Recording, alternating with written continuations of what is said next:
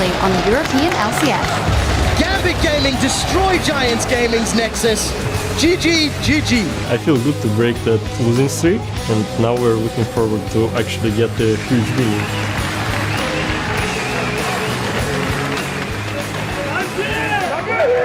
Elements gave up the inhibitor from poor positioning. They gave up Baron. Honestly, it looks like they've given up this game. I didn't expect Elements to be on the slump. H2K have got the coordination, the control, and they are arresting Elements on the map.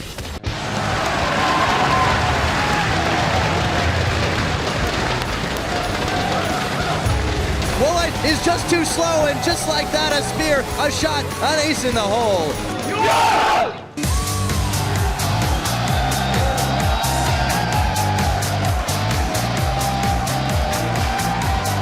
Welcome back to Week 4 of the European League Championship Series Spring Split.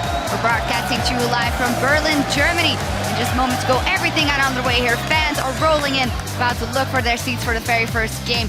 ROCCAT looking to bounce back from their defeat yesterday, and they seem to be in very good spirits. And of course, their opponents in the first game of the day, H2K, running out the stage, getting ready to get set up and continue that flow after beating Elements, of course, on the first day yesterday. I'm Evie Shock supporter here with Trevor Quickshot Henry, and joining us is our support on the desk this week, Mitch Krepo Voorspoels. Good to have you guys here again. It's good to be back. Yep, let's pick up right where we left off yesterday with a look at the standings. Still in first place after a strong showing against the Wolves is SK Gaming with 7 wins and no losses. Fnatic is safely in the number 2 spot at 6-1, and Unicorns of Love are sharing 3rd place at the moment with Elements. The rest of the table is pretty locked up as teams will start to worry about potential relegation positioning in the coming weeks. Now, with the table in mind, let's talk about some of yesterday's action as we saw it there. H2K coming out the gate strong versus Elements. Good pick and ban phase and flawless in-game decision making. Yeah, I completely agree. I think if you look at H2K, they punished a mistake, on Nif, getting that first blood with Kasing back in the roster. But more impressive than punishing the mistake is how H2K used that to steamroll the rest of the game. They played the map, they got an advantage, and they took a win. Yep. And I just liked the way they played, like with unrelenting aggression, and then once they started snowballing, you saw how confident they got really here. Rio basically got cut out, but they basically, Kasing walks up because he had his advantage, by the way. He doesn't stay there, he roams mid. What I really liked about Kasing, at one point in the game, he will literally just throw his lantern backwards and start playing up forward. He's like, come on guys, come at me, come and hit me. And nobody came because Elements were so far back.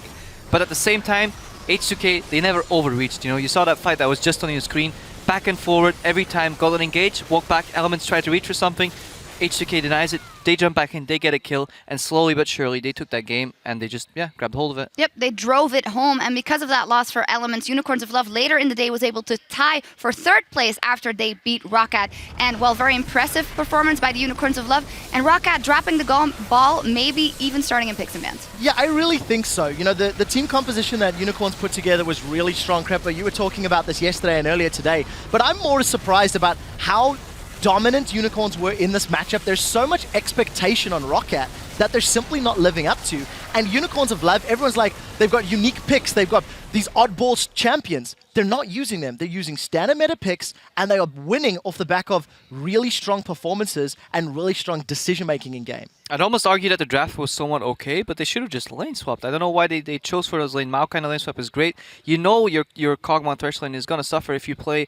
against Morgana and Caitlyn, especially when Morgana's on healer side, one of these better supports that he plays. He plays main Thresh, so he knows the matchup in and out, and then he has one of the, not really counters, but say it is a soft counter, one of his main champions in there as well, with the range advantage from the Caitlyn, and they play that, so you all play that perfectly, Neil. Aggressive pushing lanes, nearly just diving in between, transitioning it into a poke siege comp, and they closed that game out so clean, there was nearly nothing ROCCAT could do. Yeah, and the thing that's the most interesting is the teams we've talked about, H2K, ROCCAT, Unicorns of Love, they were all sort of in the running for the top 6, top 7 position, with H2K actually probably being towards the bottom of those expectations. But after 4 weeks of games, it's ROCCAT that are now falling down, and Unicorns and H2K, at least in my mind, that are gaining the expectation because they simply seem to be growing and adapting to the stage. I want to see how Kasing evolves though. He had a really good one game, but it may have been just a fluke.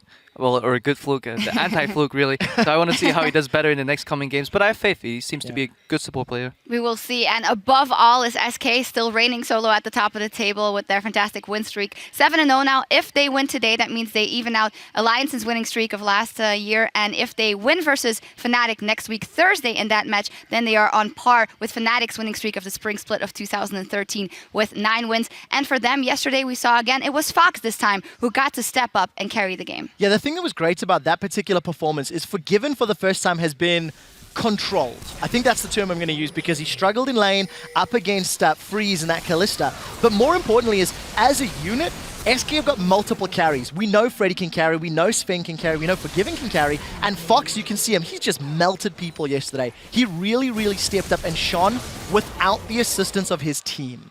I think the Forgiven rated bot lane actually dealt well with the pressure, because in my mind, even though apparently both Freeze and Forgiven disagree, I think Annie Kalista should win that bot lane really hard. And so I'm happy that they dealt well with the pressure, because a lot of people, when you play with Forgiven, he tends to get a little unhappy when a lot of people come for what they call the bot lane party. You know, he really likes just playing 2v2. So that's one strategy, hashtag just tilt him. Just keep going bottom over and over and over. But he seemed to deal well with the pressure. I think he died only once and Rated stayed alive, and Rated ended with like 3-0-4 at one point. So didn't really do all too much for them, and yeah, you can try and keep one part of SK down, but the rest will just win. The thing that really stands out as well is you actually asked Enray today in the interview, what is he feeling? And there was a fairly down-to-earth response. It's in the back of our minds, but we're just playing game by game, and you never know what's going to take him off that #1 peg. They are exceeding expectations and performing fantastically. In all the interviews, actually, not resting on their laurels, just calm and collected into that next game. And for all the stats, facts, figures, and analysis, you could, and whatever you would want, point your browser to @LLesports.com. You can track fantasy leaders, look back at past performances, and much, much more. Now, throughout today's games, we want to hear from you. So hop on Twitter and give a shout out to our guest on the desk this week. Whether you're looking for tips on your Thresh play or want to know what it's like to be behind the analyst desk, tweet your questions at LL Esports and use that hashtag AskCrepo. And while now we're on the topic of asking... Hold on. I'm going to let you finish in a moment. You know, our boy here can answer great questions later, but I've actually got a hashtag AskCrepo question of my own. And Crepo, I know you're single. I know you're looking for love. Will you be my Valentine? Of course I would, quick shot. Oh. There you have it. Quick shot with the Kanye interruption.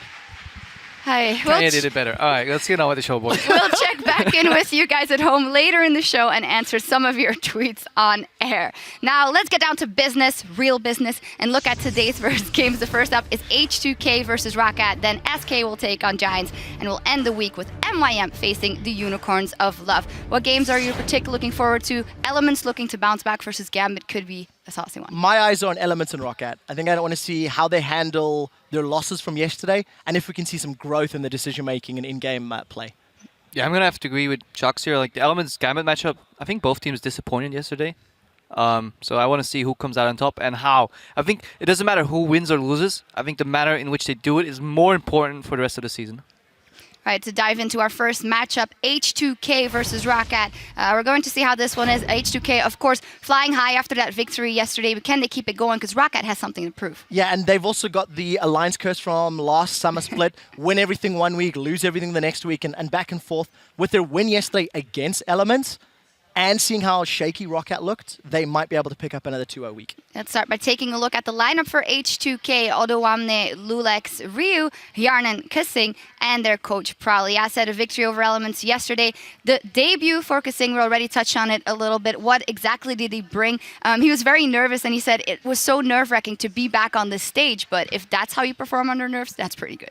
I mean, it's likely that a player coming out of solo queue or a little break is going to resort to 2v2s. So what I really want ROCCAT to watch out for is not give the bot lane the camp uncontested, you know, or at least assume they will take it and then play accordingly. If they get a camp up on you level 1, play back in lane. If not, match the camp and try to win or lane swap. And that's what I want to see in this matchup for sure. We'll see. They are up against ROCCAT. Let's take a look at their lineup on the red side for this one. Overpow, Jankos, Nukeduck, Woolite, Vander, and they are coached by Ducky. And you actually talked to Ducky yesterday. He was saying how they can't fall behind early. They don't fall behind early, but that was exactly the case versus the Unicorns of Love, who basically steamrolled them from start to end. The thing with ROCCAT is they show that they are okay in the mid to late game, but they're always down on gold. They've got the same problem that SK had last summer, where their laning phase seldom goes the way that they want it to. And the thing about ROCCAT as well, they're just too passive. We really don't see them being very proactive. We don't see them trying to push the map, play the map aggressively. And that's a large part of why they are falling behind so early, so often. And I think they need to figure out how do they play a bit more aggressively, how do they take charge of a game. One of those things could be the picks. When we talked to Woolite last week after their victory, he says, well, I don't always have to be on those late game hyper carries yet. They went for Kog'Maw again and betting on that, which might not be the style for him. Yeah, I think it might actually be smart for them to pick not necessarily an assassin, but something with playmaking potential on Nuketock. Have Jankos camp him, give something the likes of a Corki. On Woolite, Corki can always tie the lane, if not push, allow Vanner to roam even more, and they do snowball from the center of the map and then let that flow in either top lane. You can help overpower and he can carry, you can help your bot lane, they can carry. But Nuketock's been struggling. Jankos, help your mid laner. Two-man roam squad comes out. I think that's a way for ROCCAT to go in this game. We'll decide which route they decide to go as we hand it over to the casters. We'll hear from Nuketock himself on H2K's last-minute mid-lane edition at the start of the spring split. I think he lost his skill a bit. Like, you can still see in the way he plays like lane phase and the map overall really well, because he has been practicing a lot in Korea on the best team, so he knows how to play the lane phase and how to play the map. But his like reactions and team fights when a lot of stuff is going on is not that good. So yeah, he has like some really strong points and some less strong points. From what I know, Rio actually communicated better than Fabiven did. We are in the same office with them, so we talk to them like on a daily basis. But overall, the team have been doing quite bad in LCS, but online they're playing really well, and Udamne, their top laner, is really good too, so there is no way we're taking that match lightly. Some mixed praise there, and maybe a little bit of wishful thinking in his matchup going forward. I mean, Nuketock had a rough game there. He did, and it's not the first time we have seen Nuketock really struggle here on the big stage in the LCS. He needs to step up his game, like the analyst does say. Indeed, indeed. Now, hello, ladies and gentlemen. I'm Devin, Pyrotechnics Young, and manning the desk with me today, as you have noticed, of course, is Martin DeFicio Linga, as we gear up for this H2K ROCCAT matchup. Yeah, and looking at the games yesterday, ROCCAT lost on 30 minutes to the Unicorns. They died in the laning phase, and they had nothing to do in the game. H2K, complete different story. Ran over elements. Actually, same way that ROCCAT lost was the way H2K won. So clearly, early game now for ROCCAT and Ducky, the coach, needs to be a lot better. Yeah, very, very, very quick games between the two of them. Yeah. They were about an hour together, and that was just insanely quick at how fast their opponents were able to roll over. So H2K, they're on that trend. We'll see if they can continue it here against Team ROCCAT. First ban on the board is going to be the Nidalee. Take away. So taking it away from Jankos, we saw Unicorns of Love yesterday first pick it, and also make sure Jankos couldn't get his hands on what we now consider the best early game jungler, at least, in terms of the current meta. He is undefeated on it, so I think that makes a lot of sense. Yeah. Also, Jarvan off the board, and the Zed ban. It's funny actually, because teams normally ban Zed against Rio, but now it's H2K banning it against Nuketock, so we want to try and still get him away from these assassins. It also opens up a bit for a LeBlanc pick if Kassadin gets banned, and then H2K can go for that one if they want to get some lane dominance again against Nuketock, who has been fairly weak, honestly, and you have been able to get some kills and pressure him in the lane. Junglers and mid laners so far exclusively, but you can see the coaches there, Ducky and Prawley, talking it out as the ban ticks down. Looks like they do take the LeBlanc away from Nuketock. He hadn't had a win on that yet. So that shows to me H2K has a very specific first pick in mind, and they don't want ROCCAT to take the LeBlanc as the first rotation, because they could have banned Kassadin and then there was no counters left because Zed was already gone from the side of H2K. So I think that's why they ban it and just play it safe. And now obviously for them, if they want like a Rek'Sai in the jungle, it would be open, but Gnar, the big deal in the top lane, could be the go-to pick. Lissandra as well. I mean, there's two good top laners here for Oduamne. Yeah, and the mid pool's been significantly depleted here with that cast-in ban away, so H2K definitely taking their time about this last one, but I am curious to see what they do pick up. There is the Rek'Sai possibility, as you mentioned. Gnar's still up. There's a lot of strong picks available, not just in the top lane. Yeah, and we haven't actually seen Lulix play Rek'Sai at all. It doesn't seem to be his kind of champion, at least from just judging in the past few games, where instead, Oduamne has been also one of the big carries, so getting a comfort pick for him and one of the top picks in the game, the Gnar in this case, I think that's a smart idea. Certainly makes a lot of sense, and the Lissandra is also kind of a no-brainer in this situation. Although, ROCCAT have not found a win in the game. They did pick that one up for Overpow. looks like they will lock it in nonetheless, as well as the Lee Sin. Yeah, so ROCCAT going back to some early aggression in terms of their jungle pickup for Jankos. With Nidalee being banned, he takes the second best in terms of pure early damage you can provide, but Lee Sin has somewhat fallen down in terms of like the tier list of junglers, but now with Jarvan and Nidalee being banned, suddenly he obviously comes back to the top, actually taking it over the Rek'Sai, so really looking for some early aggression and also a Sightstone, which is where Lee Sin always will have the advantage. He's probably the jungler who's the most efficient with a Sightstone on him, and that's what you can use to kind of take over the map with him, which we know ROCCAT likes to do. On H2K's side, haven't revealed much, of course, with just this Gnar. They're thinking about the Rek'Sai. It's definitely one of those higher tier picks, but as you mentioned, we haven't seen Lulex on it before. I'm curious to see if they do lock this one in, how they perform. The Sivir makes a lot of sense in this particular case. They had a fantastic game on it yesterday, 6-0-3. Hjarnan was able to pull it off, and we'll see if it does anything close to that again. I'm a little bit surprised about Rek'Sai, actually. Typically, you want some sort of hard engage when you're running Rek'Sai, but in this case, because they have the Sivir, you have that mobility now for all your champions, and that's what they're going to use to engage the fights. But Rek'Sai into Lee Sin, after the recent nerfs here at 5.1, 5.2, Rek'Sai has actually lost quite a lot of her early game damage, and if Lee Sin now gets to jump on her, he's actually going to win that one-on-one. So we're going to have to see if Jankos is going to try and sit in the jungle of H2K early on, trying to apply some pressure, and not allow Lulex to go around, setting up all his tunnels here and look for these early ganks in the lanes, which we know Rek'Sai could do really well. Over for ROCCAT, pondering their bot lane right now. Well, I did have a successful game on Caitlyn. Do think this makes a little bit more sense than the hyper carries he's been trying to play with lately. The whole protect the Woolite just hasn't really worked out, and now you've got a very safe lane, very easy to disengage with the Kate Janna. Yeah, very, very safe lane all around, and Janna against a very mobile composition as well. So once Sivir pops the ulti and you're going for the first engage through the Gnar, the Rek'Sai, you knock them away and obviously disengage the entire fight. So leaves a lot of options here for ROCCAT. You already have some hard engage through the Lissandra, you have some disengage with the Janna, and obviously a very strong lane for ROCCAT in terms of one-on-one with Lissandra top lane and the 2-on-2 in the bottom lane. So I wouldn't be surprised to see H2K considering a lane swap. But certainly we're considering something there. Crowd lets out a disappointed sigh with the Teemo Zillion. Yeah, I think that makes a lot of sense in this particular case. We'll see what they do end up locking in at the very end. Still looking for Ryu's pickup as well as Kasing's support. We've only seen Kasing on the Thresh. It's still available. He had a fantastic game on it, but he's going to instead lock in the Annie. So Sivir Annie, we saw it opening weeks, and it really, in the right hands, it was devastating. Yeah. Again, a very, very strong team fighting composition from H2K. A lot of mobility, and obviously the Sivir ulti really helps Annie as well get the right engage, even if she doesn't have flash ready. So H2K just running a very standard European combo. You have such a good wombo combo team fight, and you have a lot of mobility coming in as well. I do really feel, though, that ROCCAT, in terms of the laning phase with this Janna Caitlyn, I mean, Caitlyn is one of the hard counters to Sivir in the lane, so H2K should be looking for a lane swap here. Get past the early game stages, start really scaling up on your Orianna in that mid lane, and then look for these big team fights once you have 2 items completed on your mid laner. We're certainly on a roll with converting their laning into a mid-game power spike. We'll see if that trend continues here. ROCCAT now ticking down the timer and thinking about this Maokai for Overpow. I think it would work quite well, considering how many mid laners have been banned to put Nuke Duck on the Lissandra. Yeah, and also Maokai against the Sivir is a fantastic thing for the Maokai, because Sivir has no chance of killing him in the late game.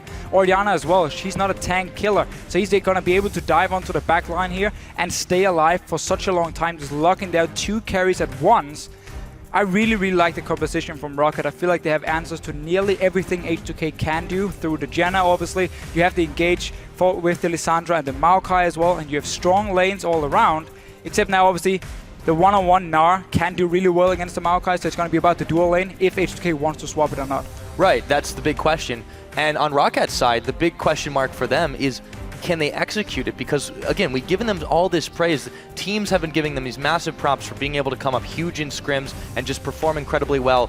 But now with the scoreline they're sitting at, with the way they were beaten yesterday, it's a little troubling. Can they execute? This is definitely what looks like a more comfortable composition for them, though. Yeah, when you talk to the teams about ROCCAT, they all say early game is not a problem at all for them. They do really well in scrims. They can beat teams on 20 minutes. But then in the LCS, we see this very passive play style instead. I really feel like as a team, they got to just be more comfortable when they're on stage. And actually, don't be afraid to make plays. If you can do it in scrims, you can do it on the stage itself. And then we can maybe see ROCCAT be more aggressive in the early game. Yeah, just got to relax, got to let it go. But the lineups are locked in now, so tell us who you think is going to win this game. Tweet at LOL Esports using the hashtag H2K win or ROC win. We're going to go ahead and check on those results in-game. The crowd is hyped. They're getting ready as we load up onto Summoner's Rift. It is, of course, Week 4, Day 2, H2K taking on ROCCAT. And again, two teams here really trying to break into that top 3 in Europe. Elements has lost a few games. Unicorns are now tied with them, and ROCCAT and H2K are just behind them. They really want to take this win here, try and create some distance, and move closer towards the top spots in the league. It's definitely a fight for that side of the table. These two teams, very different play styles, though, we've seen come out of them. Oh, yeah. And ROCCAT are going to have to make some really strong early game pressure here to prevent this mid-game team fight power spike, but it is so troubling to deal with the number of weapons that this H2K side has. Yeah, that really is going to be the big thing for ROCCAT, and I feel like we have said it before. In this case, you gotta make sure you don't fall too far behind in the mid game, and you get to your late game point where the Maokai and the Caitlyn can really start shining. Otherwise, H2K can just run over you. Lissandra is good in terms of early mid game pressure. Falls off a little bit once people get QSS and cleanse. Mikhail's in the late game parts. But for now, looking like H2K actually going to stay in the bottom side of the map. Remember yesterday, they got the crooks and then went straight in to play very aggressive in the lane. Elements didn't expect it for some reason and actually pushed a wave and ended up dying for it, giving up a first blood that made Yanan so strong he could just roam around the map and take down every single turret. ROCCAT is not going to do the same. They're actually swapping to top lane. I feel like this is because they're expecting the H2K swap, and they want to try and like blind swap against them to trick them and then get the 2-on-2 on the top side. Won't work. Yeah, it looks like just going to be spending a little bit of time waiting there, as we've been very impressed just off that one game with the way Yarnan and Kasing seem to have synced up together quite well. Yeah.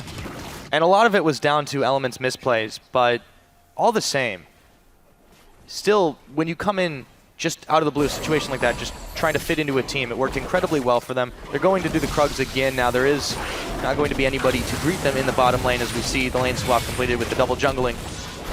Yeah, and you can see how H2K actually were expecting ROCCAT to be on the bottom side with the Caitlyn and Janet. That's why they're doing Crooks, because it also means now you can't freeze the wave, seeing as you weren't there at 155 when the minions came into the lane itself. So they're going to have to build up a big wave and push it, which means that Lulex and Odoamne should go down towards his bottom side and try and force Overpower away. Otherwise, he's going to get a lot of farm under this turret, seeing as it's not being frozen. Go ahead and toss that sapling in there. So yeah, the freeze up in the top side was completed. Kasing's going to try to chase Overpower away. Fire does work quite well on trees. It does, even if you're a little child. But Overpower needs to be careful he doesn't push away too much himself with the sapling. But we do see Lulex and Odoamne now moving slowly, doing a full clear of the jungle before they go down, and a lot of damage to Overpower. And actually, let's see how much he pushed the lane beforehand.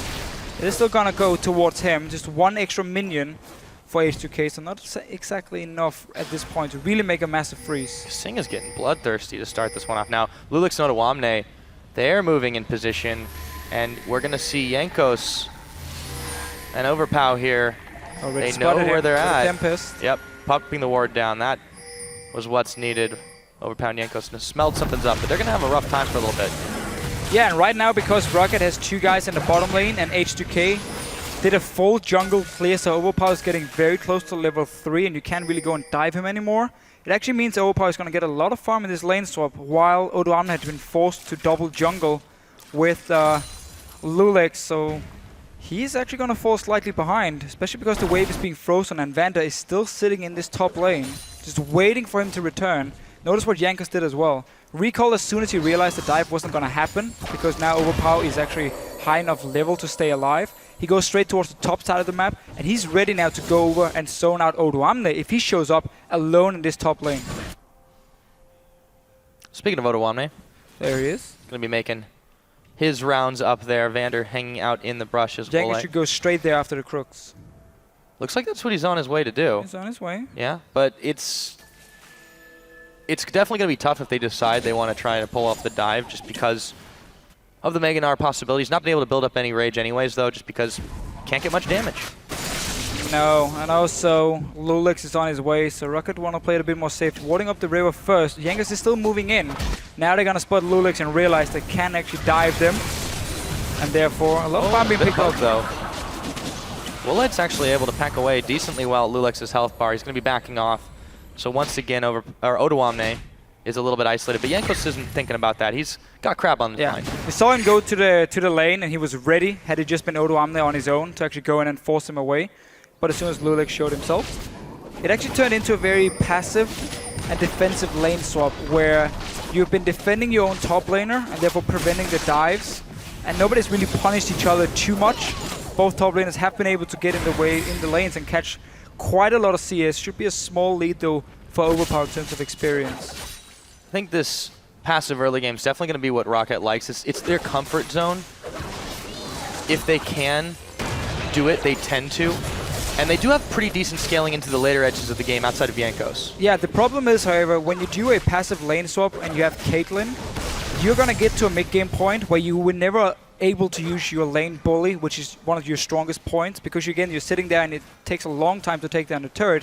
What we have seen over in China with Caitlyn in a lane swap is you fast push the tower. Every single time you get the tower down, you swap back down to the 2-on-2 dual lane where you now have a BF sword ready, and you just bully that lane, now take another turret, and that's how you get your lead and trying to avoid this mid-game, which you are going to be weaker in.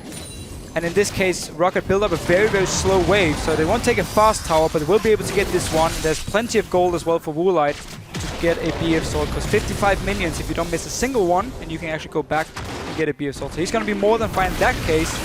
He's just going to end up at this mid-game point where the Sivir can do more than the Caitlyn. Yeah, and one weakness, of course, of doing this lane swap is right there. You give up the dragon control. There's no one in the area to try and contest this as early as it is. Teleport being spent by Overpower just to get back to lane, but with Yarnan standing there, they're not going to be very well aware of this one. Tower will go down in the top in just a moment. There it goes. Yeah. And this is going to be, however, an H2K Dragon. And notice how ROCCAT made sure the tower killed every single minion before they took it down, so now the two waves actually face each other and they're equal. 6 minions against 6, and so you don't get a push down towards H2K, which could have ended up in Odoamne just freezing it at his own turret. Now the dragon is gone and denying a lot of farm from Overpower. So instead the two waves are going to be dead even and can actually just have Overpower go up there and pick up the farm. He had already used his teleport earlier, so he has to run from base. Odoamne will be there first trying to push it in. Opens up an opportunity finally for him to get a little bit more of that farm. Going the very tanky Gnar route to begin it. No surprises there. We haven't really talked much about this mid lane, but typically when you have an Orianna lane, especially facing down Alessandra, there's not as much you're going to be concerned about in the early game. Neither of the junglers really fixated on ganking either. It's really been more of a control the vision, control around the map, rather than trying to make an impact in the lanes. Yeah, we do see Nuke Duck go for very early Hourglass. The large rock being picked up as the first item on Lissandra, so really getting ready for early team fights. We know how important it is. He's going to be one of the main engagers together with the Maokai to kind of dive in onto the Orianna or the Sivir, trying to lock them down before they can use all this mobility that they do have between those two champions. So going to go for a very early Hourglass, while obviously Overpower has again this mid-game weakness because of the Rod of Ages, needs to get stacked up, and he's going to get it fairly late due to it being in a lane swap. Notice how far behind the top laners are compared to the rest in terms of farm. Going to be a while before they're comfortable getting involved in these fights, so not so much Wet Noodle. Overpower takes quite a lot of damage as Odoamne goes back. Too many Gnar actually just throws quite a lot of boomerang shots at him, but yeah, it's going to be a while before those two are particularly useful for the team fights. That's true. We're going to see Gnar just keep being a bully against the Maokai, and a whole lot Overpower can do. Try and pick up some farm. It's going to mean his tower is going to take quite a lot of damage, which we saw H2K use yesterday against Elements. Just poke them down, the towers down in the lane, and then you used Yarnan on Sivir to roam between the lanes and just take them with the fast push. In this game, however, Yarnan will be a bit more busy dealing with that Caitlyn in the 2-on-2 lane. We see it now, BF sword and a long sword actually for Woolite. So 100% focus on combat stats in the lane, not mobility. A little bit of extra damage. Pretty close together in farm, but really it didn't have too much of a challenge in either way when you have that lane swap. And you can bully around however you want. Ryu goes for a little bit of a roam, but he's going to get spotted by that pink ward, and he just turns around 180 degrees. Bit of a random roam by an Orianna in the late game, early game. We normally don't see that too often. Opa is fairly low, so he could have maybe gone for a kill, but the pink ward spotted him. And he will be fine in the mid lane as well. So we've gone back now to standard lanes, but Dragon for H2K, and again, they dodged this Caitlyn lane early on. So they can actually be very happy with the lane swap and how it went. Oh, make something happen. Not quite yet. There's nothing really to take on that side. But Nuktuk was certainly thinking about going in. Lulex, yeah, now he's going to be heading back to the farm. And Yank is actually going to skirmish his Saber on Lee Sin. I haven't been the biggest fan of it. We've seen a lot of junglers go for it and not really use it at all. You give up a lot of early pressure by not having the Stalker's Blade, or like map pressure in terms of not having the Trailblazer, where obviously you can use your smite on the Raptor camp, which is what you want to do, and you just clear a ward and you can farm a bit easier and always be fairly healthy. With the skirmishes, you kind of again have to save that smite for your gank itself, and it just doesn't offer a whole lot before we go late game, and those 20% damage reduction debuffs you can put onto AD carry, or maybe the Orianna can be useful for you. Yeah, I'm curious to see where Yankos ends up utilizing this. He did sell it, sell the Rangers Trailblazer to pick that skirmishers up, and Lulex just completing his tunnel system here as he heads over to the Raptor camp. Meanwhile, in the top lane, Overpower's going to be backing away. Decent farm advantage for Odoamne, but he's got no tower still to fall back to. No, and again, Overpower just falling further and further behind after they got into this one-on-one. No Rod of Ages yet. The standard time is around 13 minutes. And he's just got a Catalyst. Yeah, that's going to be delayed quite a lot. His goal at the moment is only on 75, so he just spent everything he had. That's going to take a while for him to get stacked up, and we even see Nuke Dog actually not going for Outlaws first, just had enough gold for that large rod, so one of the early power spike, and then just going Morel Normicon as actually the first fully completed item for him. Yankos was trying to apply the Jurassic Park strategy there, where you can't see it if there's no movement. And this game again, or this early game, is really why we don't see too many junglers still use Lee Sin. Especially if you look at the likes of NA, where Vi was played a lot suddenly. Yankos hasn't been able to make any plays early on. We had the lane swap obviously, and he hasn't been able to pull up any ganks. This might be the first one though. They're certainly going to try for it. Ryu though, yeah, he's got some backup. It won't be. But this is where again, in terms of pure team fighting, Rek'Sai is going to be a lot better than a Lee Sin. So Yankos is going to be more about peeling in these late game team fights. And obviously again, just trying to tank up as much damage as possible. But that's going to be about it for him. And it's weird that he's picked up the skirmishers in that particular case. You'd think the chilling smite would have helped to peel off just a little bit the slowing effect. It's not going to be able to be applied this time around. Lulex clears out that ward. 7 seconds on the Dragon now. That team is really keen to set up too quickly for it. Scuttle Crab control for ROCCAT. Crowd is loving those ward kills. Just want people to kill something in this game. A lot more passive from H2K after they weren't able to just win the laning phase like they did yesterday. And we know ROCCAT likes to play this style. So no real surprise for them. Notice how also Odoamne, he's ready for this Dragon fight. He just got Warmogs as his very first item, so quite a tanky spike for him. Megana is down, however. So they want that back up, and a lot of wards being killed. The name of the game is Vision Denial right now. A lot of pinks being expended out to make sure that can happen. We'll light Vander and try to push in on the bottom side. Vander's actually backing away. Overpow has really had some trouble fighting for this farm. Odoamne still chasing him, pushing him back every chance, just chipping away at the bark on the tree. It's kind of fun how little action we have seen. None of the supports have been roaming in the lane swap. They both stayed in their lane just to try and deny a little bit from the enemy top laner. Normally Annie is fantastic at roaming early on. Even Janna can actually do it. But there's no ganks in the mid lane or anything. The junglers have just been there to secure farm as well from the top laners. And because H2K got the first Dragon, Now I got the second one, and again, we're getting towards this mid-game point where Woolite doesn't really want to look for fights. He wants to try and fast push down a few turrets, but that's not going to happen. Because the laning phase is still going, so H2K currently can be very happy. Yeah. Despite the fact that Kasing does take a big ace in the hole, Kjarnan still fairly healthy, spell shields away the Peacemaker. It just seems like H2K, they're not particularly keen on fighting it out right now, even though they should have a pretty decent power spike going forward. And they also continue to try to just get in and take a numbers advantage, a quick gank, but there's so many wards here that H2K is just clearing them out and walking away. Yeah, but again, they do have to be a little bit careful. They don't allow Woolite and Vander here to take down too many of these outer turrets. The first one is already gone. This is why you want that Caitlyn into Sivir. There's nothing she can do against you. Now they can just swap to the mid lane and just have only the Orianna to try and wave play against Alessandra, against the Caitlyn and a Janna. That's not going to happen for H2K. So last outer turret in this mid lane should be the next target, especially with the dragon being gone.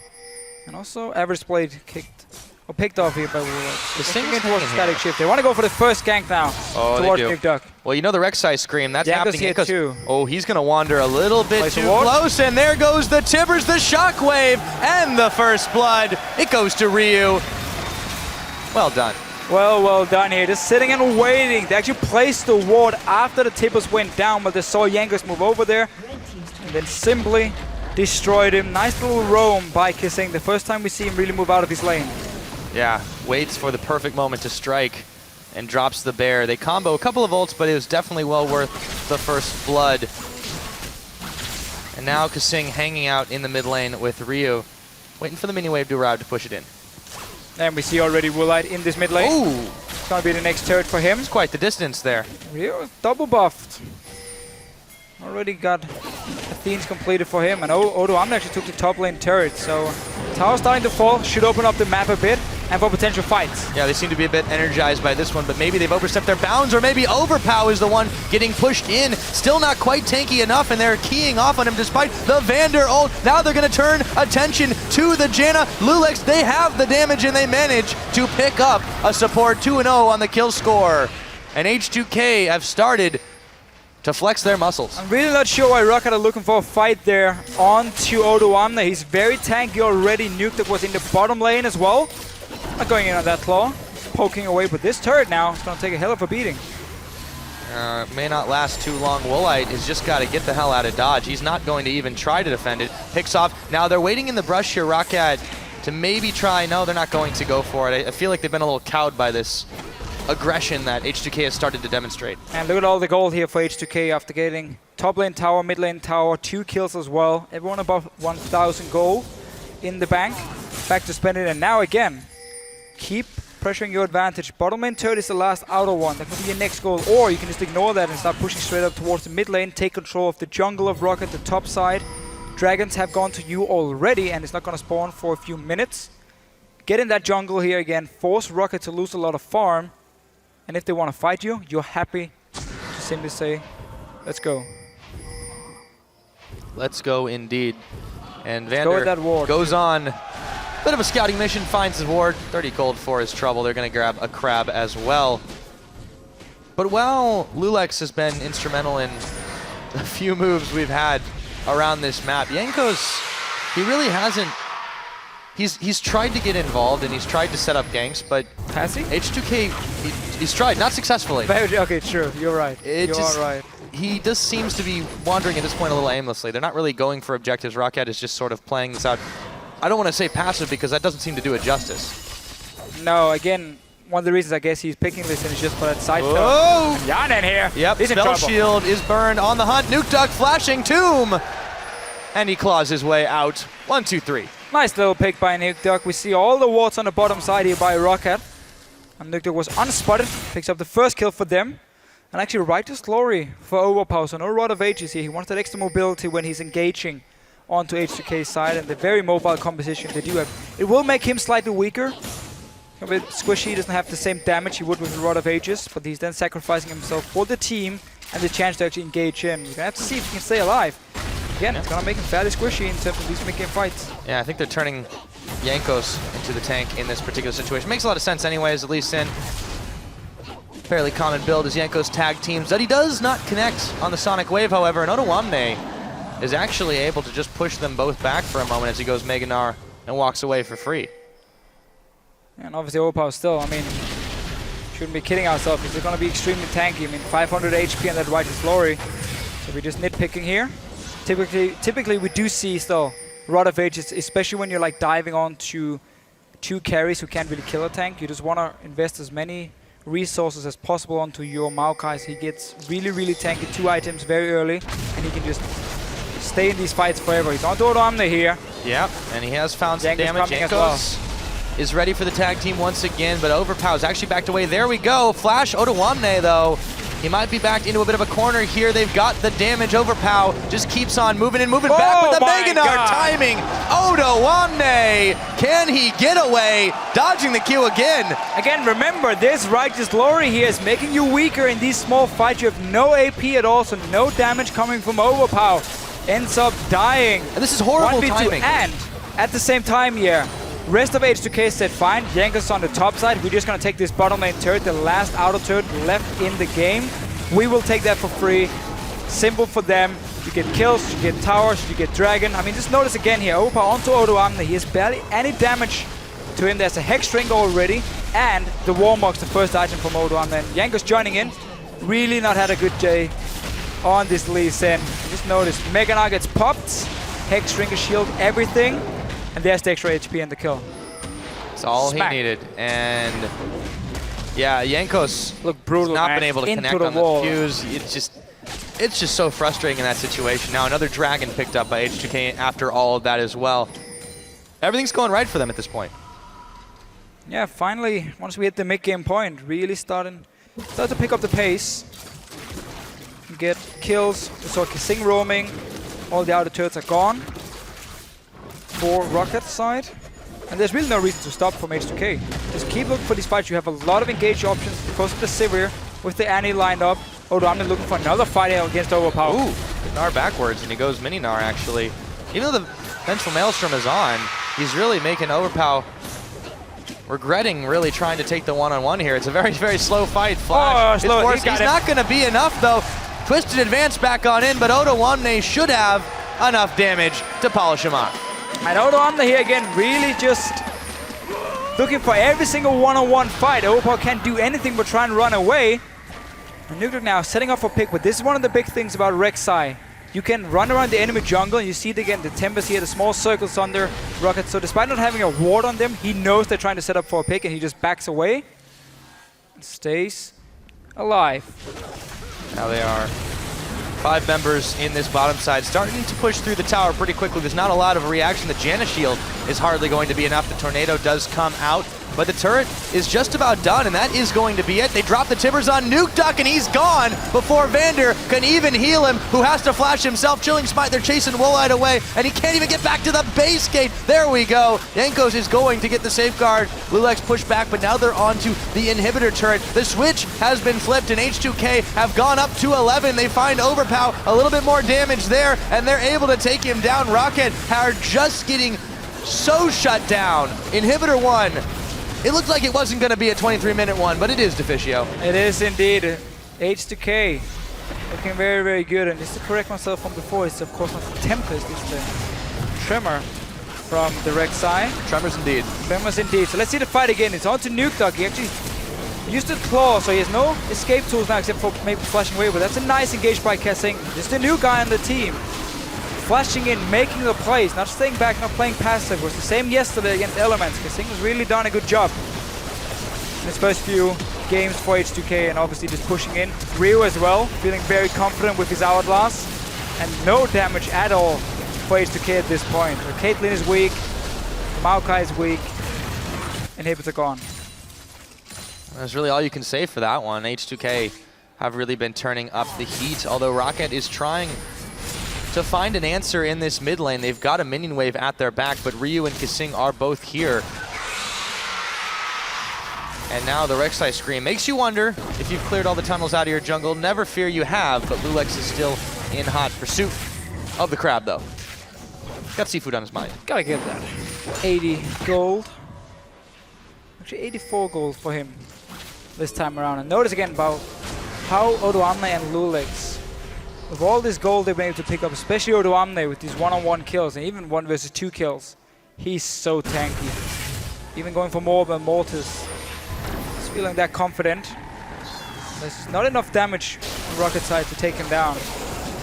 Woolite is BT and even a last Whisper almost at this point away from being able to do anything in these team fights. And he's not going to hit that point because H2K, they keep playing aggressive. They take the Baron as well now. Rocket way too slow to react. Yeah, they come in just a little bit too late. Overpow is going to get knocked against the wall and taken down. Ryu adding another to his kill score. Woolite just backing away with the net, but the house lands on his head, and that's going to give you a bit of a headache. And just keep pushing up. You'll notice their super minions in the bot lane. H2K, no reason to stop now. Get another turret.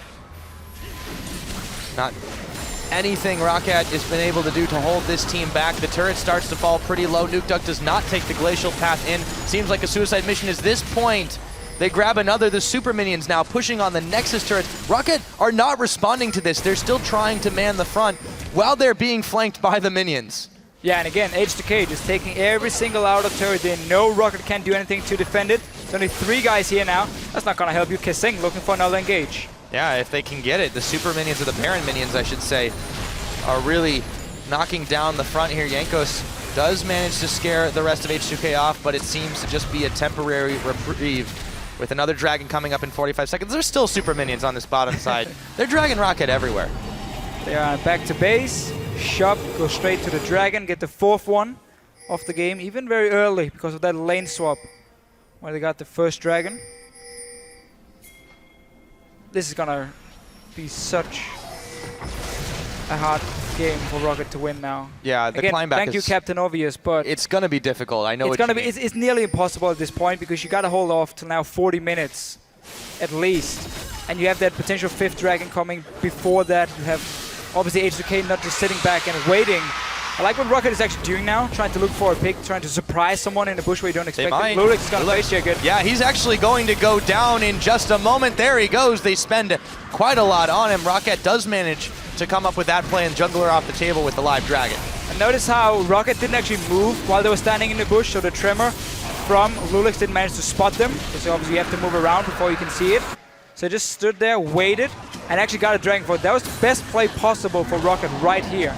Set up a trap, get the dragon, delay that 5th one, but now you can kind of go back and you got to defend your base. Yeah, and they're going to lose this inner turret as well. There's really not much they could have done in that situation anyways. So best play possible, but they've still sunk themselves into this situation.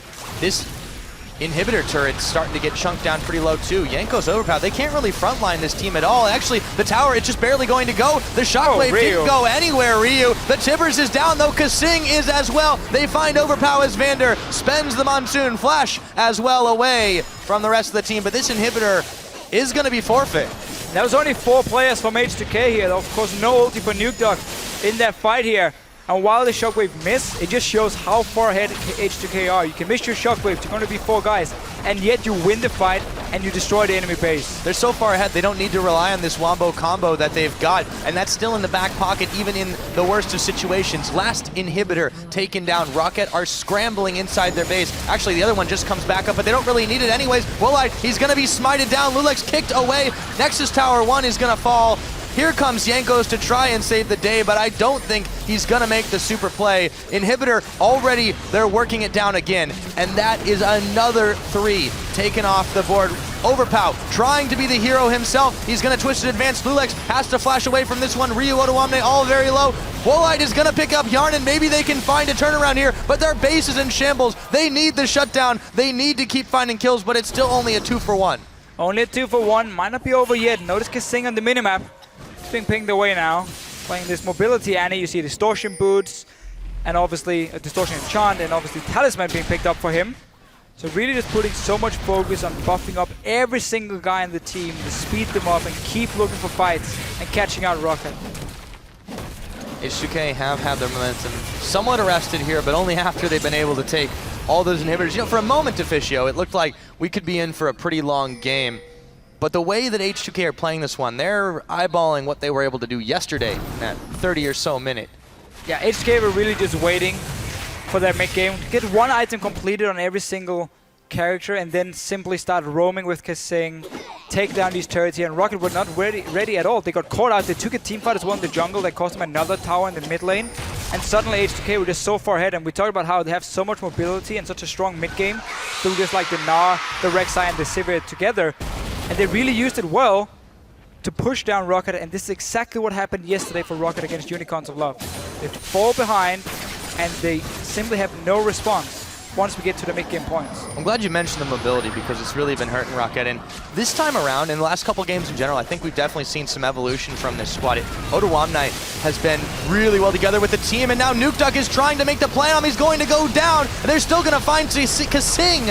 Finally, they invest so heavily into picking off the Annie. They lose Nukeduck, they lose Overpow. I can't even speak how fast these kills are going. Goodbye, Jankos, Woolite running back to Fountain, staying alive just barely as he's trying to get those fantasy points, but the Nexus is already done. 30 minutes, 16 seconds, and H2K stack another win on the board. 2-0 now for H2K. They start out week 1, lose both games. Next week 2-0, then they lose both games again, and now 2-0 in week 4. What a great week for them. The trend continues. H2K, yeah, another quick game. That actually... 31 minutes yesterday against Element. That beat their record from yesterday. Yeah, they did it in 30 minutes, 16 seconds. Smiles all around, and Kasing, the new guy on the team. You can't get much better than a 2-0 start. And we had this talk here about H2K having some problems in terms of shot calling. Before, and there were too many people trying to call what was going to happen, and they didn't always agree. Now, after they made this change, and Kasing has to come in as support, we don't know if he's making those calls or maybe it's just relying more on Odoamne, who we know is a very aggressive shot caller. He wants to go in, he wants to fight. We've really seen H2K push their advantage 2 games in a row now against Elements and ROCCAT, 2 very, very strong teams, but also 2 teams who struggle in the early game. And that's where H2K has taken full advantage of that and now win the game.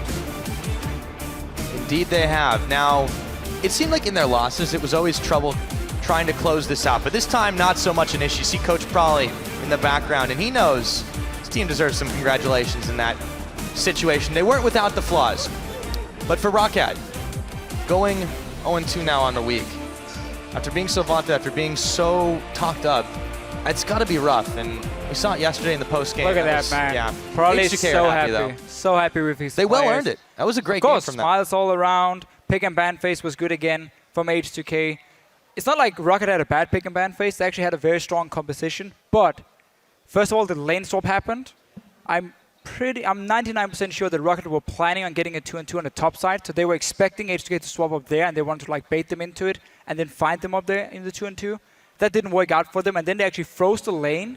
So you got to that point where you swap back with the Caitlyn, where you only have maybe 2 minutes to actually dominate the laning phase. They did get a tower from it, but that's it. Then you go into mid-game, and that's where, again, H2K would be stronger. Because of this Caitlyn needed to scale up, because of the Maokai needed to scale up as well. And suddenly, because you had the lane swap happening and it took such a long time, they were just too weak when actually the fights really started.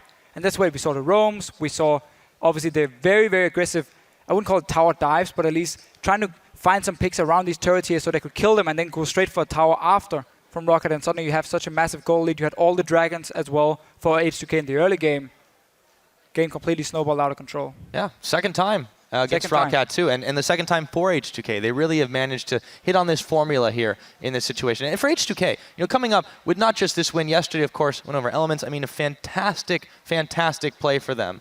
And really, I mean, they seem to be on an up and up. Yes, of course, we say 2 wins, 2 losses, 2 wins, 2 losses. Still, it's hard to fault them in those particular games this week because they looked maybe not flawless. They did give up a few things. They did get a little overzealous. They were chased back.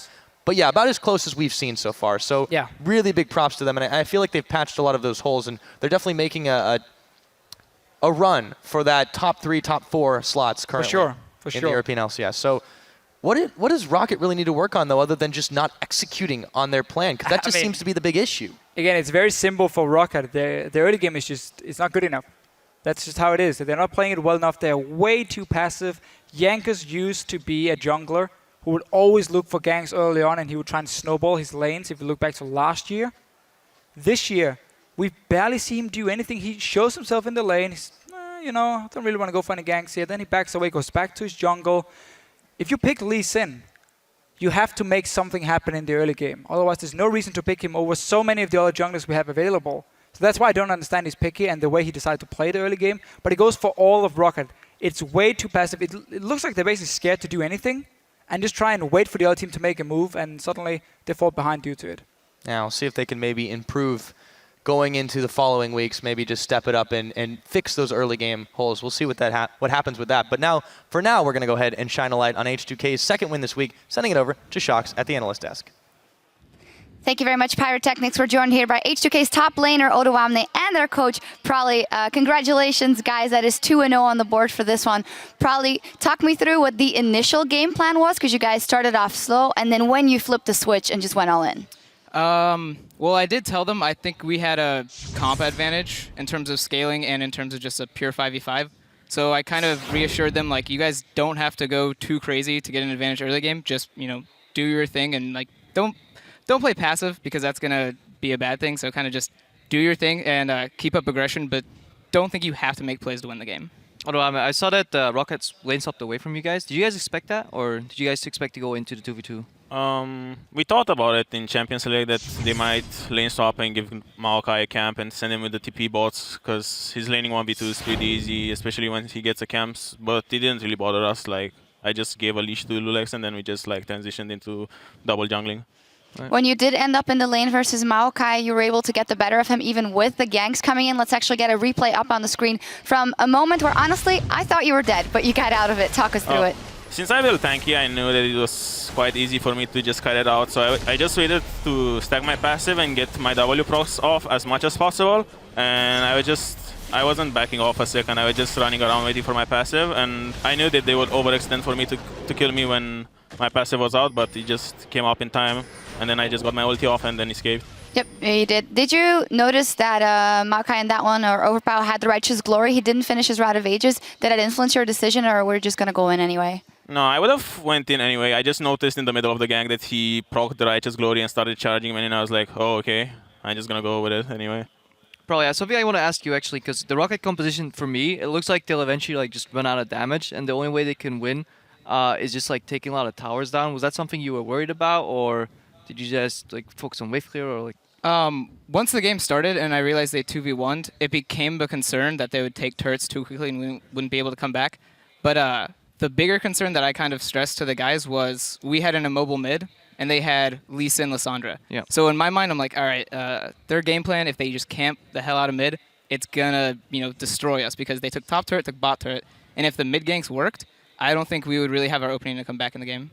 So for Odoamne, you guys have been in the LCS now for a couple of weeks. Have your practice methods changed a bit? Like, are you getting used to, the LCS rhythm of like playing 2 matches every week and preparing for opponents, or is there something that has changed from your time in the past as like the amateur scene? Yeah, it definitely changed. Like, scrims now make a lot more sense. We practice every week different specific things, and we just have different scrim goals every scrim set we go into, and we just prepare for the teams that we will face each week. Looks like you've taken a huge leap forward, and this week specifically, probably have you noticed a notable difference in the way they're communicating? Because it seems to be very clear, forward when you have an advantage, push it through. Every week it kind of gets better, but it's kind of hit or miss in scrims, at least for communication, because it's like, if things are going well, they're like, hey buddy, let's go do ganks, and then when things are going bad, they're like, I'm just going to farm until the scrim's over. So scrims were going bad this week, which are really good for us, because whenever we lose scrims, we do well in the LCS. So when communication goes down, it's always kind of like a panic, because I'm like, I haven't seen them communicate that well in scrims yet, but every time I watch them in LCS, I know they're doing everything the way they wanted to in scrims. At least we know you have a lot of experience with bad scrims. I sure do. Final question for you, Odoamne. In the very first week that Krepo was here, he was saying that you were the only player he saw that was already on LCS level and maybe even one of the best top laners in the league. Do you feel like now slowly you're able to prove where your skill ceiling is? Well, each game is definitely a chance for me to prove my skills, but I don't really think about it that much. I just try to give my best, and I just take everything as a learning experience. Well, that is the right approach. I would say 2-0. Congratulations, gentlemen. In this one, we're going to step away for a moment, but when we return, SK Gaming will take on Giants. Stay with us. We'll see you in a few. still not quite tanky enough, and they're keying off on him despite the Vander ult. Now they're going to turn attention to the Janna. Okay. Listen. He's going to twist it advance. Lulex has to flash away from this one. Ryu Otoamne all very low. Wolite is going to pick up Yarn, and maybe they can find a turnaround here. Nukeduck is trying to make the play on him. He's going to go down. They're still going to find Kasing. H2K stack another win.